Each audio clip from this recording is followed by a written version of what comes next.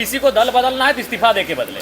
मध्य विधि चुनाव हो, अगर आपको लगता है कि आपने जिसके साथ गठबंधन किया है उससे आपकी विचारधारा मेल नहीं खा रही है तो मध्य विधि चुनाव करें और तमाम विधायक हैं जो इस्तीफा दें। बिल्कुल लोकतंत्र के लिए सही नहीं है। जनता ने आपको इसलिए चुना है कि हमने आपको एंटी बीजेपी वोट किया। कोयला चोरी करा रहा धनबाद के एरिया। बाबूलाल जी ही बताएंगे, उनके पास सारा रिपोर्ट आया है। आप भी उधर उस क्षेत्र से विधायक आपको बाबूलाल जी जानते हैं कि उनके दल के लोग ज्यादा वहाँ कोयला के कारोबार के हिस्से में आप ही हिस्सा होंगे क्या? नहीं, हम जहाँ हैं वैसा ही रहेंगे।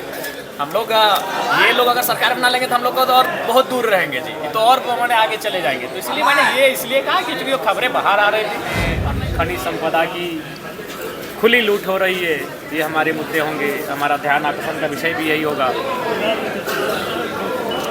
और विशेषकर जो राज्य अभी आर्थिक संकट झेल रहा है इस पर राज्य सरकार को सुझाव भी होगा कि जो अवैध तरीके से हमारे करप्शन जो हो रहे हैं उन पर नियंत्रण करके राज्य के खजाने को भरा जाए। अच्छा, ये कहा जा रहा है कि जेएमएम प्लस बीजेपी का जो चर्चाएं हो रही है, अगर ऐसा होता है तो जयराम महतो किधर जाएंगे? लेकिन नहीं, हम जहाँ हैं वहीं रहेंगे। हम जैसा है वहीं रहेंगे। बस हम लोग यही चाहेंगे कि भाई राज्य का विकास हो, राज्य के जो लोग हैं उनके जो मुद्दे हैं उन मुद्दों का समाधान हो, हम लोग यही चाहेंगे। आपको लगता है कि भाजपा झामुमो एक मंच पे आएगी तो सब कुछ ठीक हो जाएगा? देखिए, सब कुछ ठीक नहीं होगा, सब कुछ ठीक नहीं होगा, लेकिन जो केंद्रांश रुक रहा है, अभी बहुत सारे विषयों पर केंद्रांश मिलता है। छात्रवृत्ति में भी केंद्रांश होता है, जल नल योजना में केंद्रांश होता है, पेंशन में केंद्रांश होता है, तो केंद्रांश नहीं मिल रहा है। ये सच्चाई है और ये झारखंड मुक्ति मोर्चा और कांग्रेस के वरिष्ठ नेता भी स्वीकार कर रहे हैं। तो ऐसे में हमें लगता है कि केंद्रांश मिल जाएगा, जो केंद्र का अंश रुका हुआ मिल जाएगा। 1,36,000 करोड़ का जो बकाया है वो बकाया मिल जाएगा और संभवतः बहुत सारे इनके काम हो जाएंगे। जो विकास रुका हुआ है, विकास का कार्य शुरू हो जाएगा। विकास का काम शुरू हो जाएगा, ये मेरा निजी मानना है। तो क्या लोकतंत्र के लिए ये लोकतंत्र के लिए सही नहीं है, बिल्कुल भी कतई सही नहीं है। लोकतंत्र का मतलब यही है, अगर किसी को दल बदलना है तो इस्तीफा दे के बदले।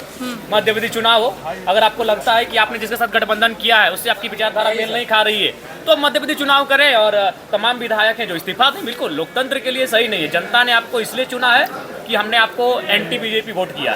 जयराम जी, बेरमो को जिला बनाने की मांग बहुत वर्षों से की जा रही है, अभी तक पूरा नहीं हुआ है। वहाँ की जनता ये चाहती है कि बेरमो अलग जिला बने। आप उस क्षेत्र से आते हैं, क्या जी? मैं भी इस बात से अवगत हूँ। बेरमो अलग जिला की मांग दशकों से हो रही है, मिलना चाहिए। और ये माननीय मुख्यमंत्री ने तो स्वयं कहा था कि सभी विधायक अपने क्षेत्र में जाएं, भ्रमण करें और कौन सा प्रखंड उनका दूरी में है, कौन सा जिला उनका, माने जिला में कौन सा नया जिला बन सकता है, नया प्रखंड बन सकता है, इसकी सूचना दे। तो हमें लगता है सभी माननीय सदस्य शायद रिपोर्ट तैयार कर लिए होंगे। अगर कर लिए होंगे तो सबमिट करना चाहिए, हम भी सबमिट करेंगे कि मेरा कौन सा प्रखंड नया बनना चाहिए और कौन सा क्षेत्र मेरा नया जिला बनना चाहिए। ये जो जेएलकेएम की तरफ से पद यात्रा निकाली जा रही है, इसमें सिर्फ मुद्दे छात्र हित के हैं या फिर अन्य भी मुद्दे? अन्य मुद्दे भी हैं, स्थानीय नीति मुद्दा है, नियोजन नीति मुद्दा है, अन्य मुद्दे भी हैं।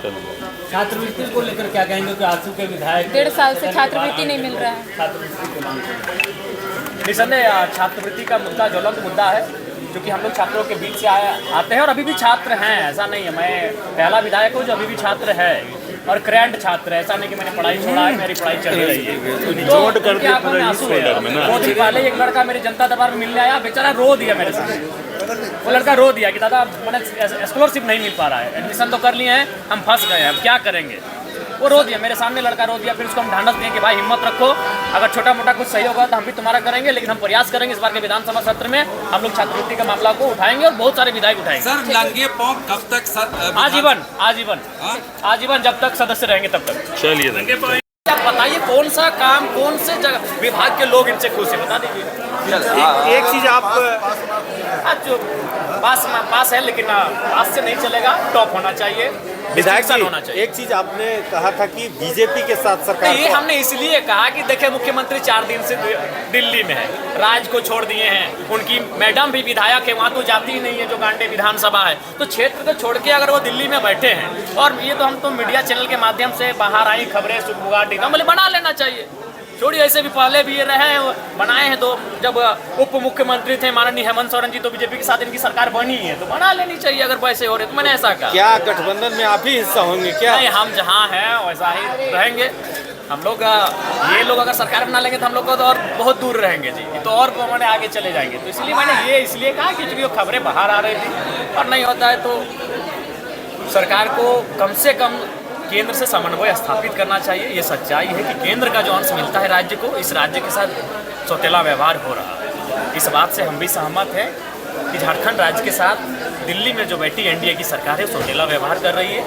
वो केंद्र की जो राशि इनके पास आती है वो राशि नहीं मिल पा रही है, ये सत्य है। लेकिन ये भी सवाल है कि माननीय मुख्यमंत्री जो राशि केंद्र से मिलती है क्या उसका सही से खर्च कर रहे हैं, उसका विवरण सही से दिए हैं कि नहीं, ये भी बात है। देखिए, द्वितीय अनुपूरक बजट पेश होने जा रहा है, मंडे को पेश हाँ, होगा। 11,000 लगभग के आसपास बजट तो सरकार के इसके पहले अनुपूरक बजट पेश किया था, तो आप इसमें कितने संतुष्ट हैं? दूसरे अनुपूरक बजट पेश किया जा रहा है। देखिए, अनुपूरक बजट पेश कर रहे हैं, हम उस निर्णय का स्वागत करते हैं, क्योंकि अभी राज्य को बजट की आवश्यकता है। राज्य के सारे निर्माण कार्य अधूरे पड़े हैं, सारे कार्य पेंडिंग है। लेकिन उस बजट में किस प्रकार से खर्च हो पाता है, किस प्रकार से उस बजट का संग्रहण हो पाता है, ये विषय रहेगा। तो लगातार जिस तरह से सीजीएल परीक्षा को लेकर हाईकोर्ट से लेकर सड़क तक पूरा हंगामा हुआ, हाईकोर्ट उसके बाद निर्देश दिया कि रिजल्ट जारी किया जाए, इसको आप किस तरह से देखते हैं? देखिए, उसमें सरकार विचार कर रही है। सरकार, हमें लगता है कि उस पर हम लोग बैठ कर भी बात करेंगे। अगर मौका मिले सबसे सुझाव का सर्वदलीय बातचीत में हम लोग बात करेंगे। मुद्दे बहुत सारे हैं, लेकिन अब सदन 4 दिन का है, आप भी जानते हैं 4 दिन का सदन है, तो सदन की कार्रवाई बहुत कम दिनों की है। मैं तो चाहूँगा कि कम से कम शीतकालीन सत्र और मानसून सत्र कम से कम 10 दिन का कार्य दिवस हो। बजट सत्र फिर 1 महीना चलता है, 20 दिन कार्य दिवस होता है, लेकिन बाकी जो 2 सत्र बहुत छोटे होते हैं, इसमें हमारे मुद्दे रखने का समय नहीं मिल पाता। जो आरोप पत्र जारी किया गया था,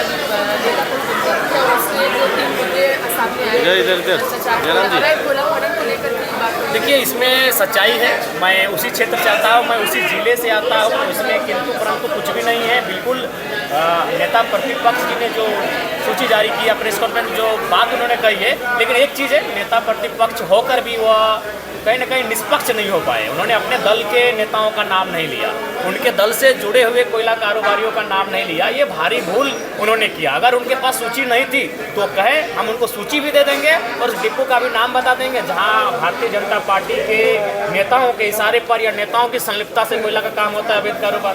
ये उन्होंने हमें उम्मीद थी कि वो एक सरकारी शिक्षक रहे हैं, वो निष्पक्ष होंगे बाबूलाल जी, लेकिन जब वो प्रेस कॉन्फ्रेंस कर रहे थे, काम तो उन्होंने अच्छा किया, लेकिन निष्पक्ष होकर नहीं कर पाए। वो अपने दल के नेताओं का नाम नहीं ले पाए। तो भ्रष्टाचार के मुद्दे पर कई पर सवाल उन्होंने घेरा और उसको कई का नाम का खुलासा किया, तो किनका नाम नहीं खुलासा कर पाए? अपने लोगों का खुलासा नहीं कर पाए। उनके सांसद जी के नेतृत्व में जो कारोबार चलता है, उन लोगों का खुलासा नहीं कर पाए।